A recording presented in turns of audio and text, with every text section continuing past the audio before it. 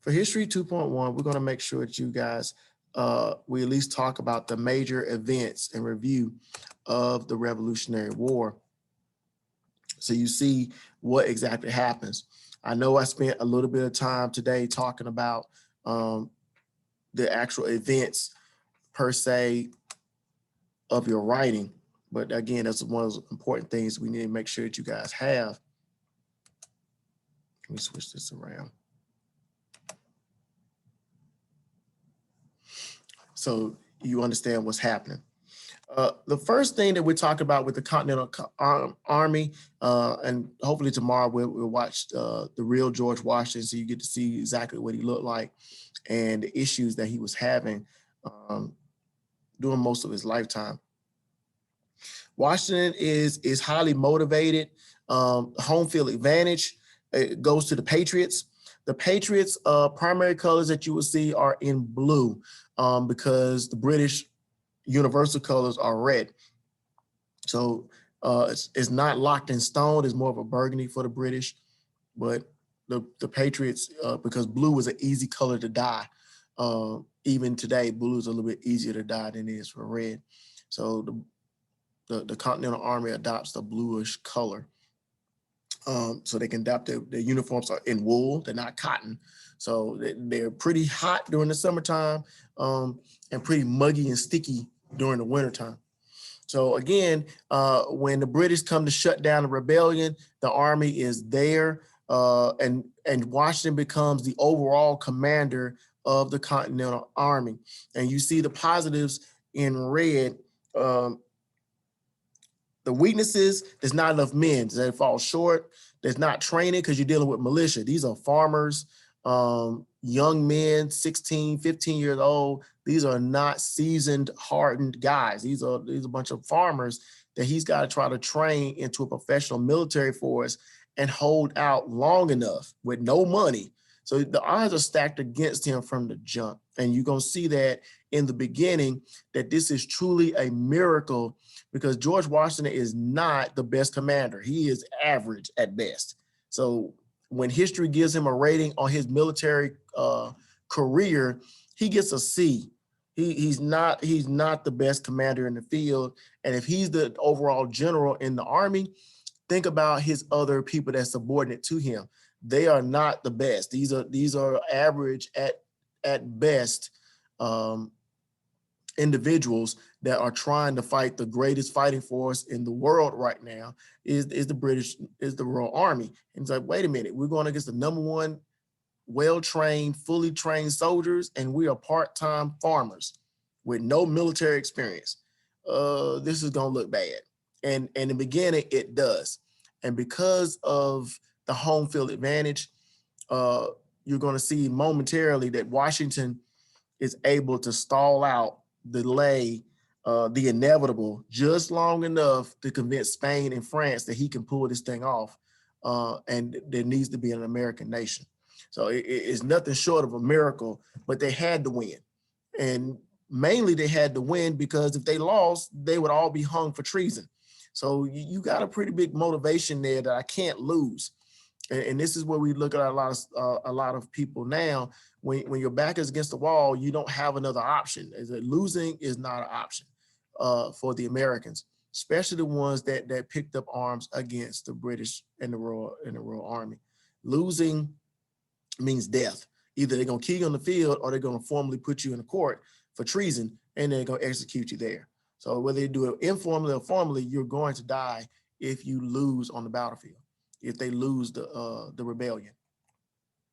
For the British Army or the Royal Navy, you're looking at General Howell and Clinton in the north and General Cornwallis here in the south that you don't see right here. And so you look at the other parts of it, they are the superpower of the 19th and early 20th century. The leadership is still marginal. And you'll see right here on the side, weak leadership is because they already know they outnumber Washington 3-1 in soldiers, 4-1 in soldiers. And instead of going ahead and crushing him and being showing their power. They kind of drag it out. And they're like, well, we know we can beat them. We're going to mop the deck on them. And it keeps buying Washington more time to get slick. He does a whole bunch of tricks. He sets up a spy ring, anything to stall out time. He's like, I can't beat them one-on-one. And so he engages what we call today guerrilla warfare. That you don't see right here. And guerrilla warfare means that you use tactics to evade. If you're fighting somebody, one of the most commons that you might hear is bobbing and weaving. You don't fight straight up. You know, fighting straight up against a bigger opponent usually will spell your doom. In sports, especially like I said in basketball, if you see somebody is fast, you try to slow them down. You try to do the opposites. Whatever you notice their strength is, you try to counter it. And this is what we talk about guerrilla tactics. You never engage the person directly in what they're good at. So the first battle that's unofficial is Lexington and Concord, which you guys should have already had seen earlier. When the British came to try to take the armory at Lexington, and this was a loss for the Americans, but it showed the world that they can actually stand up to the #1 force on the planet right now, and we're just a ragtag part-time system. And with that being said, that if we can hold out, we might be able to get foreign aid to help us turn the tide. So this is the plan. If we can hold out long enough, we might be able to gain support from European powers to help us turn the tide. So as you see, the Continental Congress, Lexington and Concord is the first battle, but it's not their first official battle. So it shows that the war is beginning, but it's not official. The Continental Congress hires George Washington to be the overall commander with no money. They had to go borrow the money from France and Spain. So the 13 colonies are broke. They have no money, very little supplies because they just don't have it. It's just not here. So it's like we're gonna have to do this on heart. We can't really pay the soldiers. We're gonna have to borrow this money. So we make a bunch of promises. And this is where you saw your journal topic yesterday with the slaves. And the British like, hey, one way to undercut the people is to go ahead and offer the slaves a chance for freedom, so they cut some of their resources. The first battle or major battle in the battle for the American is the battle for New York. New York is a major port, guys, just like it is today. And the British go in and instantly shut it down. Manhattan goes on lockdown. Nobody goes in, nobody goes out, and Washington gets his hind parts beat. He cannot fight them one-on-one straight up. He doesn't have enough soldiers or supplies. He almost has to hand it over to him. Manhattan, he loses Manhattan instantly. And Boston, they go down quickly. The British quickly go in and seize all the major port cities to shut down any type of supplies that could come from other countries and open up a blockade. So Washington is forced to flee to Pennsylvania, trying to hold up Philadelphia, one of the last places that he can get supplies and be able to use transports. Because remember, there's not a lot of roads, guys. You have to use the oceans and the city ports and the rivers. And the British automatically cut off the Hudson and the East River. They shut down Boston, which is a peninsula, and they go to shut down Charleston, South Carolina as well, and Wilmington, North Carolina. They shut down all the ports. So there's not a lot of places to go, and they're almost teetering on loss. With New York, with nowhere to go to New York, you're almost stuck in Philadelphia with nowhere to go. And so what do we do in Philadelphia? Because the walls are going to seize in from the north and coming up from the south. So with New York on the brink of collapse, losing it, and like I said, with Massachusetts and New Hampshire already seized, they're scrambling, trying to hold on to what's left very quickly in the beginning. Just oversized, well-trained, and Washington's like, we just need to stall out. So they go hide in Pennsylvania and in Maryland, trying to figure out what to do with what they have and take an inventory. So as you see the American crisis that we talk about, Thomas Paine tries to rally everybody around in Maryland and Virginia on the back scenes and the small roads. We already know about that part. trying to get everybody, the neutral people, to say, you know what, we need an American nation, guys. We can't do this without you. Don't just sit there and goof off. Please step in. As the British are closing in from the north and the New England colonies, they crushed the middle colonies. Pennsylvania, Philadelphia falls as well. They start coming in from the south, crushing Charleston and Wilmington. Uh, Washington makes this great stand that makes the legend as he's taking all these defeats. He makes a stand at Trenton, New Jersey. He's like, I got to keep the lower end of New York. And this is where he gets his famous ride at Christmas, because they were slack. They were like, we know we got this. We'll go ahead and mop the floor up of them. And their arrogance, Washington is able to use against the British. And so because they're like, it's Christmas, they're not going to attack us, Washington is able to cross the Delaware River into Trenton, New Jersey, and he takes New Jersey on Christmas Day. And when the British come down again and say, you know what, oh, y'all thought y'all was slick, he sneaks around and then takes Princeton. And so it's like with Princeton and New Jersey now, he saves one colony from falling, one of the last ones. He's able to say, hey, we can win this if we're able to stay mobile and quick.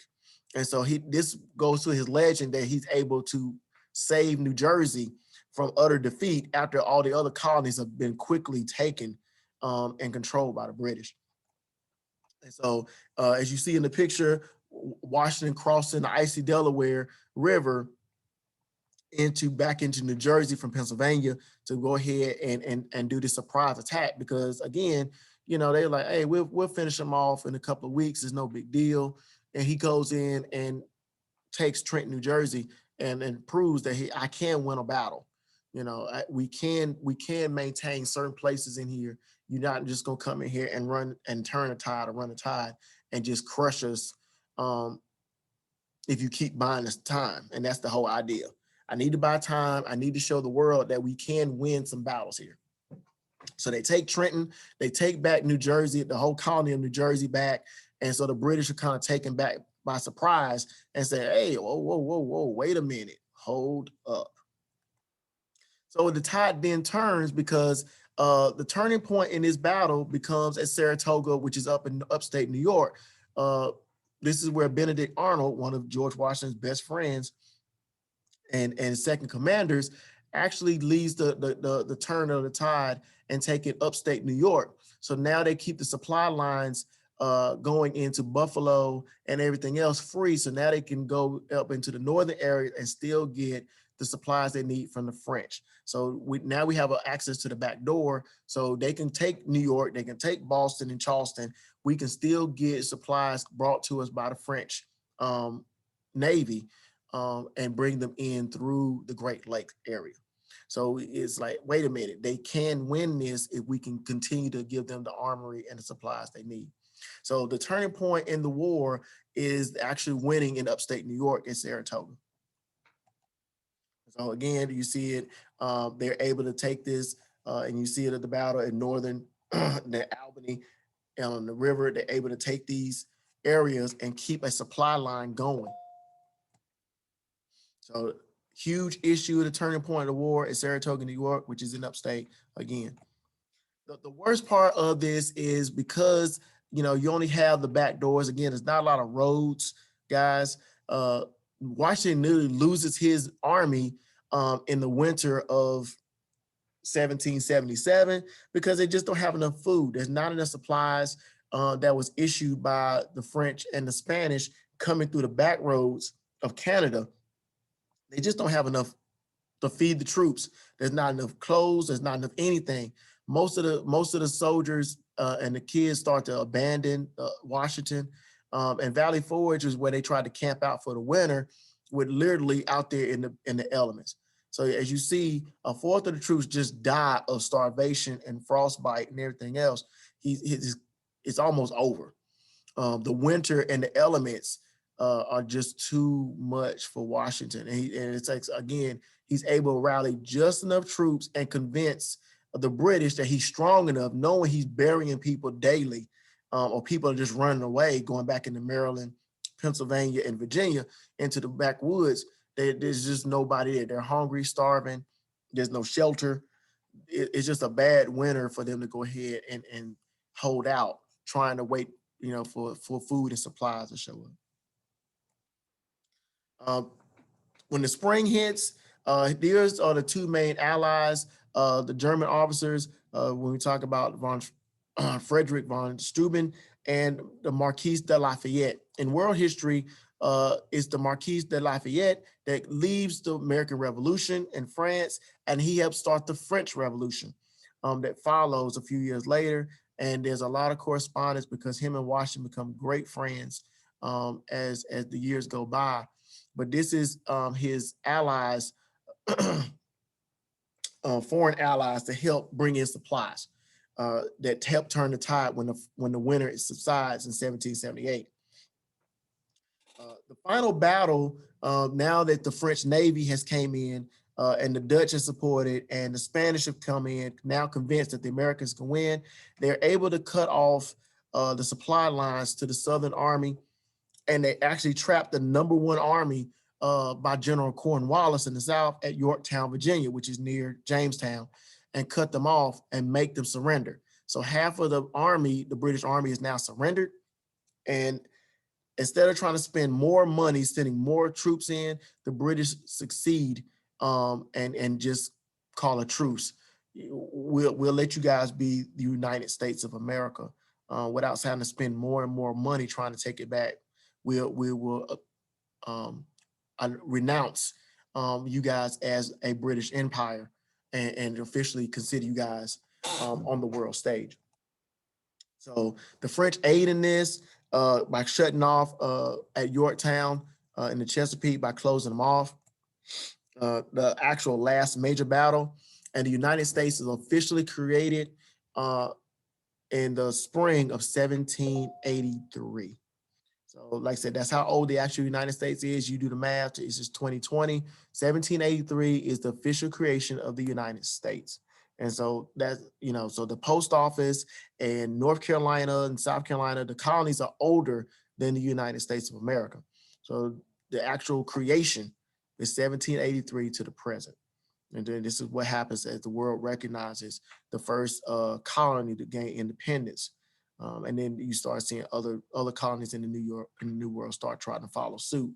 And this is why the world, especially in the Americas, looks to the United States as a world leader, because we were the first to pull it off. So Europe loses its stranglehold on us, as you're going to start seeing, and we start taking more assertive role. You don't want to mess with us because we can beat you. We did it once, we can do it again. So Europe's like, respect. You have our respect. And you're going to see that as we move forward through the next 200 some years. So with that being said, are there any questions